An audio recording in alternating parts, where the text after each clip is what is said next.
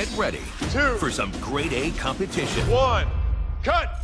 4 butchers. I'm not concerned with my competitors. It's me versus the clock. 3 rounds. You will be using the oldest tools known to butchers. Boom. And 1 mystery meat. Ostrich, python, alligator. Oh my God. I have never butchered a gator. It's time 15 minutes left. to raise I screwed this up really bad. the stakes. That was intense.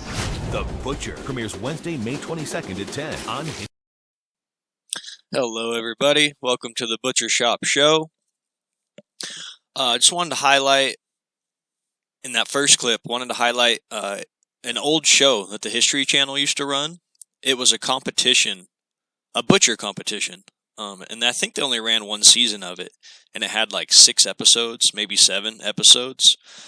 But man, I've probably watched it 100 times because it's just there's so much to learn from watching that show, and it's super fun to like see butchers have a time crunch, and what they can come up with and the different cuts and things like that, and just how quickly also butcher can get lost.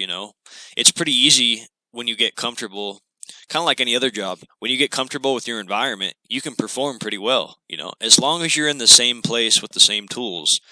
As soon as you walk 10 feet away from your butcher shop, can you still perform that way? And that's what I really like about that show. It kind of exposes people going in super confident, right? But maybe they've only worked at 1 or 2 shops, so they know how to work and do their job there in that environment. But as soon as you try to step out of that environment, man, it's like they forget everything. I'm guilty of it as well. When I was first starting, I was really good at the shop I learned at. Going to a different shop with a different looking saw, with just a different setup, man, it was like I was just running around in circles. But luckily we got past that. now I can kind of do it anywhere. But it took a while to get comfortable doing it outside of a normal environment, or at least the one that you're familiar with.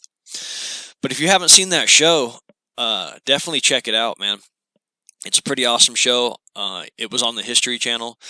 I think Seth from the Bearded Butchers actually made an appearance on that show, and he made it like to the finals in the episode that he was in.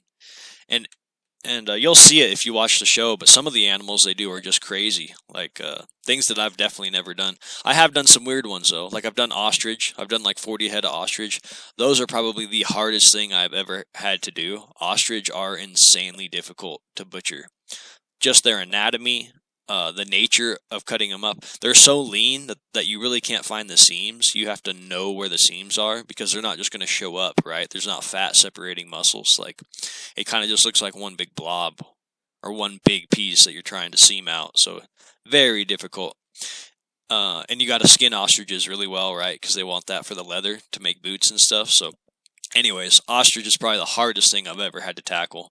But I've done a lot of bison, a lot of beef, a lot of yaks, a lot of birds. With the shop I used to work at, we used to do like 500 chickens in a day. Every Monday was bird day. So Mondays were hard. But yeah, check that show out. It's an awesome show. I think YouTube has all the episodes. And then I have another video for us today about beef cuts, because I realized a lot of steaks or cuts have a certain name attached to them, but it's regional. Like, I got trained and learned on the West Coast, right? So I'm like a West Coast butcher.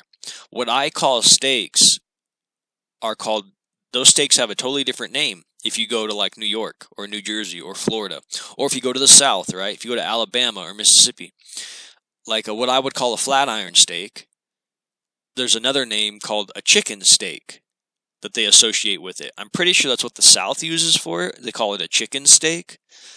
I know it as a flat iron steak, right? But there's a bunch of different cuts that have 2 or 3 names attached to them.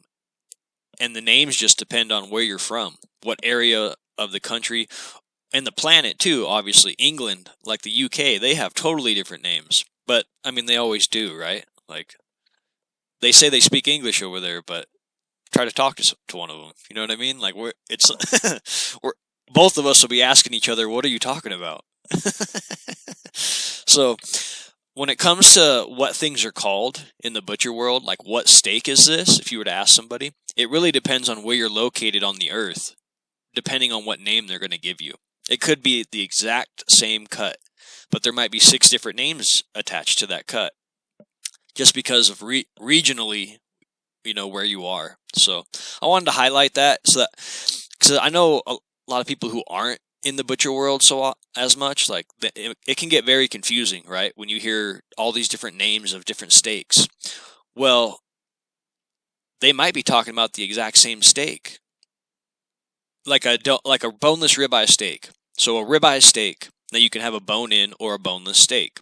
That's how most people would assume, right? Well, unless they call it a Delmonico. A Delmonico is a boneless ribeye steak. It just happens to be an East Coast regional name. So there's another example. Anyways, just wanted to highlight that and try to clear some of the fog, I guess. So we'll watch the second clip and see what other names we can find. T-bones, porterhouses, ribeyes, Delmonicos, filet mignon, New York strips, sirloins. There sure are a lot of different names used to describe just a few steaks. But did you know that they all come from the same part of the steer from just 3 muscles? The longissimus muscle runs along the spine, making up the eye of both the rib and short loin primals, the large cuts of beef from which steaks are fabricated. The short loin also contains the psoas major, or tenderloin, and the rib contains the spinalis dorsi, which caps the longissimus. These primals yield the most tender and flavorful steaks. This is because the muscles contain sedentary tissues that are used only when the animal turns, resulting in fibers that are finer than those found in motion muscle.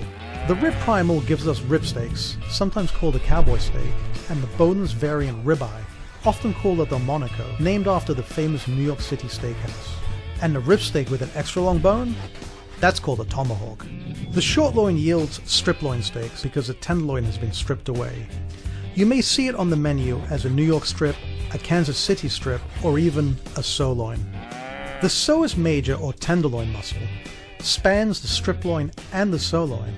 It is separated from the longissimus by the so-called finger bones that run perpendicular to the backbone and form the distinctive T-shape. When both muscles and bone are cut into steaks, they give us T-bones and porterhouses. The porterhouse has a much larger tenderloin section than the T-bone and is further back on the short loin. Because porterhouses tend to be larger, you will often see them on the menu for 2 or 3 people. Finally, we have the tenderloin, which is the most tender cut on the steer. Cut into steaks, it is called filet mignon, or served whole for 2 people, it is called a chateaubriand. So now you know where the most tender and flavorful steaks come from. You can't go wrong with any of these, but if you want my opinion, get the rib steak. Alright, that's it for today, guys. Just wanted to highlight those 2 clips. And when you're going out shopping and buying meat, now you know that the names can be different, right? So don't let a fancy name trick you into buying like a low-grade steak. Unfortunately, some butcher shops do that, where they'll put a fancy-sounding name, like the ribeye steak, but they call it a Delmonico. Well, a Delmonico sounds fancy, right? Might be worth an extra couple dollars if you don't know that it's what it is. And ribeyes are one of the most expensive steaks for a reason. But just by switching the name, it can get people to, feel like they're buying a fancier product. And as we all know, feeling expensive sometimes is important, and people are willing to pay more money if things sound fancy, right? So just look out for that when you're shopping. I would encourage everybody to learn your cuts, learn what they look like, so when you stare at a piece of meat, you know where it came from, and you know truly what it is, just on sight, without any name attached. That way no matter what name is printed on it, you already know what the cut is. Because sometimes steaks get mislabeled too, right? You can be walking through a butcher shop or a grocery store, look down and there's a ribeye steak, but it's labeled top sirloin. might as well buy it because the top sirloin price is going to be like $10 a pound, where the ribeye price is $19 a pound. So you just got a ribeye at half price because somebody mislabeled it, right? And didn't know the difference just by looking at the steak. So I've had that happen too, where I've been shopping, see a really nice cut, and it's labeled wrong. It's labeled as a lower cut, so of course I'm going to buy it because whoever labeled it made a mistake. They didn't know what they were doing. So definitely learn your cuts, guys. Learn your cuts. That way you don't get cheated out of any extra money, and you don't get tricked into buying a super tough steak, things like that. So, and plus, just knowing more about butchering is a good thing these days, because less and less people are becoming butchers. Less and less people are becoming self-sufficient. Everybody relies on that grocery store, right? I mean, 2020 was a good example of what happens when people are helpless. They don't know how to feed themselves. They don't know how to raise animals. They can't butcher their own meat. Without a grocery store, society disappears pretty quickly. So farms and ranches, start making friends with them. Start buying your vegetables and your fruit at farmers markets or the local corner stands. So don't rely on those giant grocery stores so much, because they're not always going to be there, and they definitely don't have your best interest at heart. So become friends with ranchers and farmers, buy animals from them, and hire local butchers to process it for you. Unless you want to start learning how to process yourself, where in that case, watch more of these videos, watch as many videos as you can find, and just start studying. Anybody can become a butcher. That's what's awesome about this trade. Anybody can become a butcher. You just have to apply yourself to it. So study hard, learn, and get hands-on with it, and you will become a butcher. Even if it's just for your family, it'll save you a lot of money and save you a lot of confusion. So, all right, guys, that's the video today. Thank you so much for watching. This is the Butcher Shop Show. I'll catch you guys on the next one.